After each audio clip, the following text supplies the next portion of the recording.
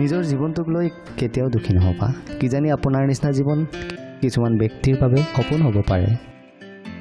বহুত মজবুত হৈ যায় সেইসকল ব্যক্তি যিয়ে অন্তৰৰ পৰা ভাগি পৰে। জীৱনটো ইমান কম দামী নবনাবা 2 পইচাৰ মানুহে আহি খেলি গুচি যাব। মই জানো মোৰ অলপ হ'লেও শক্তি আছে, কাৰণ ভগৱানে কোনো এটা বস্তু এনেই নবনায়। প্ৰভুৱে কয় তুমি হোৱাৰ আগত সকলোকে ক্ষমা কৰি দিয়া, আৰু তুমি উঠাৰ আগত মই তোমাক ক্ষমা কৰি দিম।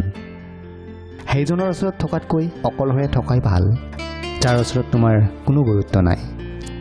জীৱনটো এখন এনেকুৱা কিতাপ হয় যাৰ 1000 পৃষ্ঠা এতিয়াও পঢ়িব বাকী আছে। কোনোৱে ঠিকেই লিখিছে, মই পচন্দটো বহুত হয় সকলোৰে, কিন্তু তেতিয়া সিহঁতৰ মোক প্ৰয়োজন হয়। কেতিয়াও মই নিজৰ হাতৰ ৰেখাক লৈ প্ৰকাশ হৈ থকা নাই, কাৰণ মই জানিছিলোঁ যে ভাগ্যৰ লিখনিও সলনি কৰিব পৰা যায়। জীৱন জীয়াবলৈ 2টা পদ্ধতি আছে। এটা হ'ল যিটো তুমি পচন্দ কৰা সেইটোক প্ৰাপ্তি কৰা, আৰু দ্বিতীয়তে সেইটো যিটো প্ৰাপ্তি হৈছে সেইটো তুমি পচন্দ কৰিবলৈ শিকা। বস্তুৰ মূল্য পোৱাৰ আগত হয় আৰু মানুহৰ মূল্য হেৰুৱাৰ পিছত। ফুল জাৰেই নহওক কিয়, কিন্তু সম্পৰ্কৰ চকুৰ পানী সদায় নিৰ্দোষীজনৰ ওলায়।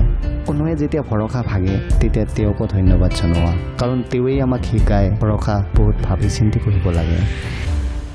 কেতিয়াবা কাৰোবাৰ ভৰিৰ কাঁইট উলিয়াইতো চোৱা, তোমাৰ মনৰ আঘাত নিশ্চয় কমিব। যাৰ বিশ্বাস আছে তেওঁ লাখবাৰ হাৰি যোৱাৰ পিছতো হাৰ নামানে।